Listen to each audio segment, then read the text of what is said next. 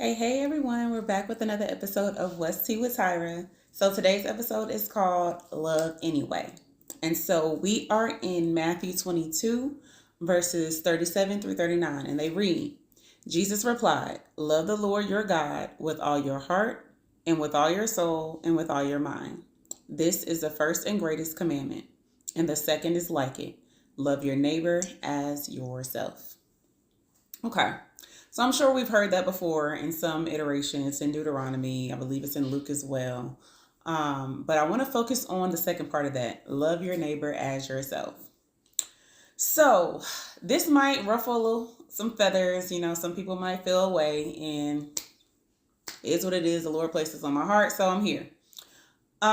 We know that February is coming up, and so that is the month of Black History Month. And so during that month, we are reminded of the resiliency of all that, our Black ancestors did to pave the way to give us opportunities to be able to do what we're doing today, which is all amazing. Let me not, take away from all that they were able to do, because I say all the time, like, I don't even know how I would do it if I was back in that time. But with that said, we're also reminded of how whites treated Blacks during that time. And that can be triggering. And so I decided to use today's verse to really just remind everybody that we are still called to love, regardless of what was done in the past, regardless of how people came against us or coming against us today. Because let's be real, racism is still real. Unfortunately, it is. In 2026, we're still facing racism in one way or another. So that said, what's tea for today? Let us not bring the emotions tied to the past trauma, the past oppression, all that Blacks went through during slavery back in the day, whatever we may come into contact with during Black History Month. Let's not bring those emotions into today. Let's not take how we felt or how we may feel watching those things or being reminded of those things and feel a certain way towards white folks today. Let's instead be reminded of the resiliency in how we overcame and got to where we are.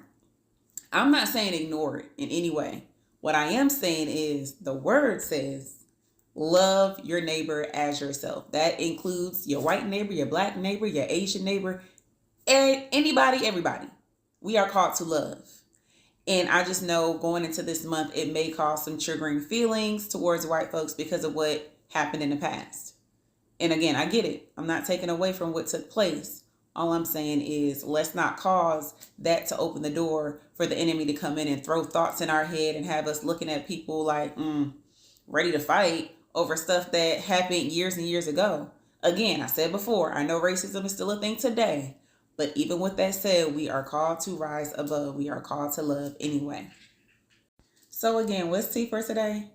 Let's just be reminded as we go into Black History Month and, we see some of the oppression that our Black folks went through and the resiliency they showed to get through all of that and to open doors for us to be where we are today. Seeing some of that oppression, while it was absolutely wrong, let's not bring the emotions tied to those things from the past to the present. It's okay to feel. Let's just not respond from there. Let's not move from that place because we are called to love anyway.